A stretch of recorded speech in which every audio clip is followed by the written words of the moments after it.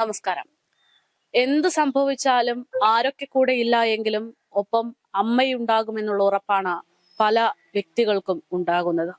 എന്തൊക്കെ വലിയ പ്രശ്നങ്ങൾ ഉണ്ടായാലും ഈ ലോകത്ത് അമ്മ ഒപ്പം ഉണ്ടാകുമെന്നുള്ള ധൈര്യത്തിൽ ജീവിക്കുമ്പോൾ മറുവശത്ത് ചില അമ്മമാർ വലിയ ക്രൂരകൃത്യങ്ങൾ ചെയ്യുന്ന കഥകളും നമ്മൾ കേൾക്കുന്നുണ്ട്. കേരളത്തിൽ നിന്ന് കഴിഞ്ഞ 2 ദിവസമായിട്ട് കേൾക്കുമ്പോൾ മനസ്സിനെ അലോസരപ്പെടുത്തുന്ന ഒരു വാർത്ത എന്ന് പറയുന്നത് 1.5 വയസ്സുകാരന്റെ മരണമാണ്. നമ്മളിപ്പോൾ നിൽക്കുന്നത് ആ നെടുമങ്ങാട്ടെ കൊലപാതകം നടന്ന ആ ക്രൂരകൃത്യം നടന്ന വീടിന് മുൻവശത്താണ്. അതായത് വാടക വീടായ ഈ വീട്ടിൽ വെച്ചാണ് ആ 1.5 വയസ്സുകാരൻ അതിക്രൂരമായിട്ട് ആക്രമിക്കപ്പെടുന്നത്. അമ്മ നോക്കി നിൽക്കുകയും അല്ലാതെയും ഒക്കെ പലതവണ ആക്രമിക്കപ്പെടുന്നത് എന്നുള്ളതാണ്. ഇപ്പോൾ ഏറ്റവും അടുത്തായിട്ട് ഒരു റിപ്പോർട്ട് പുറത്തു വരുന്നത് ആ കുട്ടിയുടെ മരണത്തിൽ പ്രധാന കാരണം എന്ന് പറയുന്നത് കുട്ടിയുടെ നെഞ്ചിലേറ്റിട്ടുള്ള ക്രൂരമായിട്ടുള്ള ചവിട്ടാണ് എന്നുള്ള വിവരങ്ങളാണ്. ചവിട്ടിന്റെ ആഘാതം കുട്ടിയുടെ 7 വാരിയെല്ലുകൾ ഒടിയാൻ കാരണമായി. ഇതേ തുടർന്ന് ആന്തരിക അവയവങ്ങൾക്ക് ഗുരുതരമായി പരിക്കേറ്റു എന്നാണ് ഇപ്പോൾ പോസ്റ്റ്മോർട്ടം റിപ്പോർട്ട് പുറത്തു വരുമ്പോൾ വ്യക്തമാകുന്നത്. കുട്ടിയുടെ തലക്കേറ്റ ക്ഷതം 5 ഇടങ്ങളിൽ നീർക്കെട്ടുണ്ടാക്കിയിട്ടുണ്ട് എന്നും ശരീരത്തിൽ ആകെ 51 മുറിവുകളാണ് കണ്ടെത്തിയിട്ടുള്ളത് എന്നും റിപ്പോർട്ടുകൾ ചൂണ്ടിക്കാണിക്കുന്നു. അപ്പൊ വല്ലപ്പോഴേ കൊച്ചു ഒരു വിളി വിളിക്കും. അപ്പൊ നമ്മൾ ശ്രദ്ധിക്കും. ഞാൻ റബ്ബർ പാലെടുക്കാം, അവിടെ നിന്ന് പാലെടുക്കാം, ശ്രദ്ധിക്കും. അപ്പോൾ അവിടെ നിന്ന് കഥയെല്ലാം അടച്ച് അങ്ങ് അതിനകത്ത് കൊണ്ടുപോകും. അപ്പൊ ആ വീട്ടിൽ കൃത്യമായിട്ട് കാണുന്ന യവനും ഈ കൊച്ചിയെ കാണുള്ളൂ. ബാക്കി എവള് നേരം വിളിക്കുമ്പോൾ ഡാൻസിന് പോകും. 5-6 ദിവസം കഴിഞ്ഞാണ് വരണത്. യവനാണ് ആ കൊച്ചിനെ കൃത്യമായിട്ട് ഉപദ്രവിക്കുന്നത്. ഒടുവിലാണ് ഞങ്ങൾ ഇങ്ങനെ തിരക്കപ്പോൾ അറിഞ്ഞ് ആദ്യം കേസായി. ഈ കൊച്ചിൻ്റെ അച്ഛൻ്റെ അമ്മ കൊണ്ടുപോകാൻ ആവശ്യപ്പെട്ടപ്പോൾ പോലീസ് ഇടപെട്ട് അവർ ഇവളെ തള്ളികളെ വിട്ടാണ്. അവർ അവളെ വളർത്തിക്കൊള്ളാമെന്ന് പറഞ്ഞു. അപ്പം വളർത്തിക്കൊള്ളാന്ന് പറഞ്ഞു. എവള് പറഞ്ഞു ഞാൻ കൊണ്ടുപോകണമെന്ന് പറഞ്ഞു. അങ്ങനെ പോലീസ് അവരെ വിട്ടെന്ന് പറഞ്ഞു. പിന്നെ നമ്മൾ ഒരാറ്റൊന്നും കാണുക എല്ലാ വിവരങ്ങളും അറിയുന്നില്ല. ഈ മരിക്കണേൻ്റെ അന്ന്, ഈ കൊച്ചു മരിച്ചതിൻ്റെ അന്ന് ഉച്ചയ്ക്ക് വണ്ടി ഒരു ആണടിച്ച് അവിടെ വന്ന് എന്നിട്ട് അങ്ങ് പോയി. ഞങ്ങൾ കുറച്ച് കഴിഞ്ഞിട്ട് യവ ടക്കന ഓടി കൊച്ചിനെ എടുത്തോണ്ട് വന്ന് വണ്ടി കയറി പോവുകയും ചെയ്തു. അപ്പോൾ നമ്മൾ വിചാരിച്ചു എന്താ വേറെ ആവശ്യമായിരിക്കും. ഒടുവിൽ 3 മണിയായപ്പോൾ അറിയാണ് കൊച്ചു മരിക്കുന്നത്. യഥാർത്ഥത്തിൽ അതിൻ്റെ കൈ എവളാണ് തള്ള. കാരണം ഇവക്ക് ഈ വിവരങ്ങളെ അറിയാം. എവള് ശ്രദ്ധിച്ചിരുന്നെങ്കിൽ അവൾ ആ അച്ഛൻ്റെ അമ്മയുടെ അല്ലെങ്കിൽ അവളെ അമ്മയുടെ ആ കൊച്ചങ്ങ് നിന്ന് തന്നെയായിരുന്നു. ഇതിലെ കാരണക്കാരാത്രേ ഇവളാണ്. ഇവരുടെ വന്നിട്ട് ഇപ്പോൾ ഒരു 6 മാസത്തിനകത്തേ ആവുള്ളൂ. അയാളല്ല ഈ കെട്ടണം വാടകയ്ക്കെടുത്തത്. ഈ വാടകയ്ക്കെടുത്ത ഇവന്റെ സഹോദര ഭർത്താവാണ് വാടകയ്ക്കെടുത്തത്. അയാൾ ഇത്ര ജോലിയുണ്ട് മലപ്പുറത്ത്, കോഴിക്കോട്, എവിടെയാണ് അയാൾ വല്ലപ്പോഴൊക്കെ വരുള്ളൂ. അയാൾ ഇവിടെ വന്ന് ഇവരെ പ്രശ്നങ്ങൾ അതുകൊണ്ട് അയാളിങ്ങനെ വരാറില്ല. ഇവിടെ ഉണ്ടെന്ന് പറഞ്ഞാൽ ഇവനും ഈ കൊച്ചും അവൻ്റെ പെണ്ണും അയാളുടെ സഹോദരി 2 പിള്ളേരും, ബാക്കി ആരും ഇവിടെ ഇല്ല. ഇവരാണ് യഥാർത്ഥ ഈ കാര്യങ്ങളത്തിന് ഉണ്ടാക്കുന്നത്. ഈ അമ്മയും ഈ പറയുന്ന അഷ്കറും അല്ലാതെ മറ്റുള്ളവരും ആ വീട്ടിലുണ്ടായിരുന്നപ്പോ അവര് കണ്ടിട്ടുണ്ടാവില്ലേ? എല്ലാവർക്കും അറിയാം. ആ വീട്ടിലുള്ള കംപ്ലീറ്റ് ആൾക്കാർക്കും അറിയാം. എല്ലാവരും അറിയാതെന്നല്ല. ആ കുഞ്ഞങ്ങനെ വേദനയാവുന്നോ കരയുന്നോ അങ്ങനെ ഒന്നും ഇതുവരെ ഒന്നും കേട്ടില്ല. അങ്ങനെ ഒരു വിളിക്കും. അപ്പൊ അമ്മയായിരിക്കും തട്ടേ മുട്ട കഴിഞ്ഞാൽ പിന്നെ ഇവര് കഥ അങ്ങ് അടച്ച് പുറത്ത് വിടില്ല കൊച്ചിനെ. പിന്നെ ഇവര് നമ്മളായിട്ടൊന്നും ഒരു കമക്കാണില്ല. അപ്പൊ നമ്മളെ വിചാരിച്ചാൽ അവര് അന്വേഷിക്കുമായിരിക്കും എന്നായിരിക്കും. പിന്നെ ഇപ്പോഴല്ലേ വിവരങ്ങളൊക്കെ അറിയണത്. 1.5 വയസ്സെങ്ങാണ്ടല്ലേ? 1.5 വയസ്സുണ്ട്. അപ്പൊ എങ്ങനെയാ ഒറ്റയ്ക്ക് തനിയെ വരുമോ? തനി വരും. അവിടുത്തെ കാര്യം തന്നെ ഇവിടെ വരും. ഇവിടെ വന്ന് കഥ തട്ടും കൂടെ കയറും. എന്റെ ഭാര്യ അടുത്ത് സംസാരിച്ചിട്ടുണ്ടെങ്കിൽ അപ്പൊ അവര് വന്ന് വിളിച്ച് കൊണ്ടുപോകും. എന്റെ മോളെ കഥായി പൊടി കൊച്ചു മരിച്ചേ കൊച്ചേ എല്ലാം അമ്മമ്മന്റെ അടുത്ത് സംസാരിക്കുകയൊക്കെ ചെയ്യായിരുന്നോ കുഞ്ഞ്? എന്റെ അടുത്ത് സംസാരിച്ചു. എന്റെ മോളെ നാട്ടിൽ ഒരു ദിവസം കൊതിക്ക് കൊടുത്ത് ഇവള് വെള്ളമതി മടിയിലിരുത്തി. ഈ പ്രായത്തിൽ ഒരു കൊച്ചുണ്ട് എന്റെ മോളെ മോന്. ആ കൊച്ചു കാണാത്തോണ്ട് ഇതിന്റെ വലിയ സ്നേഹം. രണ്ടും ഒരു പ്രായം. പിള്ളേരെല്ലാം ഒന്നുമില്ലല്ലേ. ഈ പെൺകുട്ടീനെ അമ്മമ്മ കാണാറില്ലേ? അല്ല, ഈ അമ്മ കുഞ്ഞിന്റെ അമ്മയെ അമ്മേനെ കാണാറില്ലേ? അവള് വൈകിട്ട് വന്നിട്ട് അങ്ങ് പോകും. നമുക്ക് ഒന്നും കാണാനില്ല. പകലില്ലല്ലേ. അന്നാണെങ്കിൽ ആ മുഖത്ത് നോക്കൂല. കൊച്ചിനെ കൊന്നോയി. അവര് ഒന്നുമില്ല. അപ്പൊ ഈ ഹോസ്പിറ്റലൊക്കെ കൊണ്ടുപോകുന്ന സമയത്തും നിങ്ങൾ ആരും ശ്രദ്ധിച്ചിട്ടുണ്ടായിരുന്നില്ലേ? നമ്മൾ അറിയുന്നില്ലല്ലോ. അല്ല മരണപ്പെടുന്നതിന് മുമ്പും ഈ പറയുന്നത് പോലെ പലതവണ ഹോസ്പിറ്റലൊക്കെ കൊണ്ടുപോയിട്ടുണ്ടല്ലോ. നമ്മളതിനെ അറിയില്ല, എവിടെ ഇവിടെ ഉണ്ടെന്നുള്ളതിനെ അറിയില്ല. എവിടെ നേരം വെളുത്ത് ഒരു കെട്ടി പോകും. പിന്നെ ഈ ചെറുക്കന് ഈ കൊച്ചു അവനേ ഉള്ളൂ. മറ്റേ 2 പിള്ളേർ പഠിക്കാൻ പോകും. പിന്നെ അവന്റെ സഹോദരി അവിടെ ഒരു കടയിൽ നിൽക്കാൻ പോവാണ്. കരുപിടി ഒരു പഴക്കടയിലോട്ട് നിൽക്കുകയാണ് പെണ്ണ്.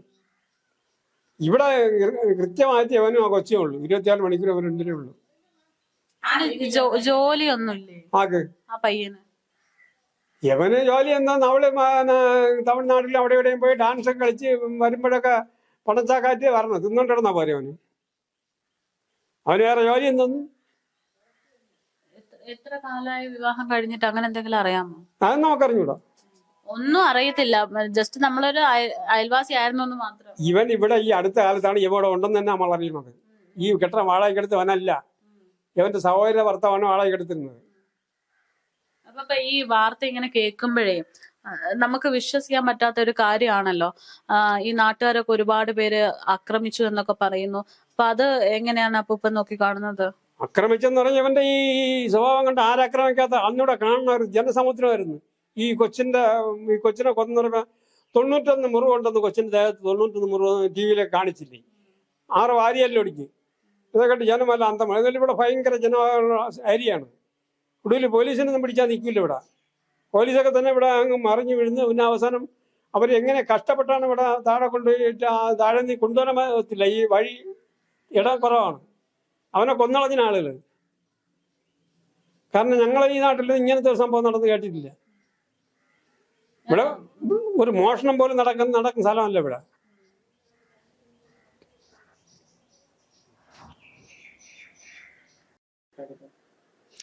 ചേട്ടാ, ഒരു 1.5 വയസ്സുകാരന്റെ കൊലപാതകം നടന്ന വീട്, അത് തങ്ങളുടെ ബന്ധുവിന്റെ വീടാണെന്ന് പറഞ്ഞു കേൾക്കുന്നു. അതെ, എന്റെ ബന്ധുവിന് എന്റെ വീട് തന്നെയാണ്. എന്റെ വീട് പോലത്തെ അത്രയും പവറുള്ള വീട് തന്നെയാണ് അത്. ആ ഒരു വീട്ടിലാണ് ഈ ഇത് കൊലപാതകം നടന്നത്. പക്ഷെ അതിനകത്ത് ഈ പറയുന്ന ഒന്നും പുറത്തറിയില്ല. നിങ്ങൾക്കൊരു സംശയം ഉണ്ടെങ്കിൽ ആ മുറ്റത്ത് നിന്ന് ആ സിറ്റൗട്ട് കയറി ഞാൻ ഇവിടുന്ന് വിളിക്കാം. വിളിച്ചാ കേൾക്കത്തില്ല. അവിടെ ഒന്നും അറിയില്ല. ഇവിടെ നടക്കുന്ന ഒന്നും അവിടെ അറിയില്ല. ഇവിടെ പുറത്തറിയില്ല. അവിടെ നടക്കുന്ന ഒന്നും ഇങ്ങോട്ടും അറിയില്ല. അറിയണമെന്ന് പറഞ്ഞാൽ ഇപ്പം ഞാൻ ഇറങ്ങി ചെന്നിട്ട് എൻ്റെ അടി കൊടുത്തിട്ട് നീ കയറി വന്നാൽ ആ കൊച്ചുകിടന്ന് ഉറച്ചു വിളിക്കുകയാണെങ്കിൽ അറിയും. അല്ലാതെ അവിടെ നടക്കുന്ന ഒരു വിശേഷം നമ്മൾ പുറത്ത് ആരും അറിയില്ല. അതാണ് യഥാർത്ഥ സത്യം. ഇങ്ങനൊരു വാർത്ത പുറത്ത് വരുന്നത് വരെ ഒരു സംശയം തോന്നിയില്ല. ഇപ്പൊ അതാണ് പറഞ്ഞത്. കാരണം ഈ കുട്ടിയെ ആ വീട്ടിന്റെ ഷെയ്ഡിന്റെ മണ്ടയിൽ എഴുതിയിട്ടുണ്ട്, മുകളില്. കാരണം ഈ ഷെയ്ഡിൽ നിന്ന് പറയുന്നു ആ കുട്ടി ഒറ്റയ്ക്ക്. അപ്പൊ അതൊക്കെ വെച്ച് നോക്കുമ്പോഴത്തേക്ക് ഇപ്പോഴത്താണ് അത് അന്നേ നോക്കേണ്ടതായിരുന്നു അറിഞ്ഞെങ്കിൽ. പക്ഷെ മേലെ നിന്ന് ഞാൻ കണ്ടു. ഒറ്റയ്ക്കല്ല, 2 പിള്ളേരുണ്ടായിരുന്നു അവിടെ. 2 പിള്ളേരെ കൊച്ചിനെ ഒറ്റ കിടന്ന് ആ കൊച്ചിനെ നിർത്തിച്ച് ആ പിള്ളേരെ അവിടെ ഉണ്ടായിരുന്നു. അതാണ് ഇവിടുത്തെ അവസ്ഥ. ഈ സ്ത്രീയെ ഈ പറയുന്ന അഷ്കറിനെയൊക്കെ അറിയാമോ? അറിയാമോന്ന് ചോദിച്ചാ ഞാൻ ഇതുവഴി 4 പ്രാവശ്യം വന്നിട്ട്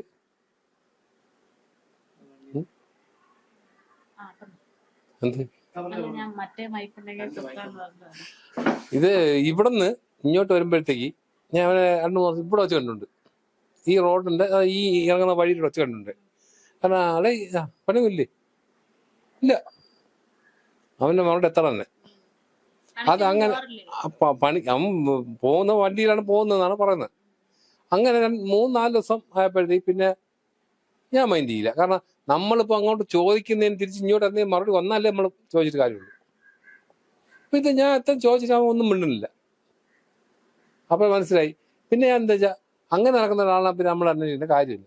ഇന്നത്തെ കേസ് എനിക്ക് സൂര്യകായന്റെ പുറത്ത് ഞാൻ ഈ മറ്റൊന്നും അറിയാറില്ല, ഒന്നും ഓർമ്മ നിൽക്കൂല. പക്ഷെ ഇത് 2-3 ദിവസമായപ്പോ പിന്നെ ഞാൻ എന്തായിട്ട് 12 മണി വരെ, രാത്രി 12 മണി വരെ ഉണ്ടാവും. അത് കഴിഞ്ഞാണ് അവൻ താഴെ പോണത്. 12 മണി വരെ റോഡിലുണ്ടാവും. കാരണം ആ സമയത്ത് 2-3 പേര് കൂടെ കാണും.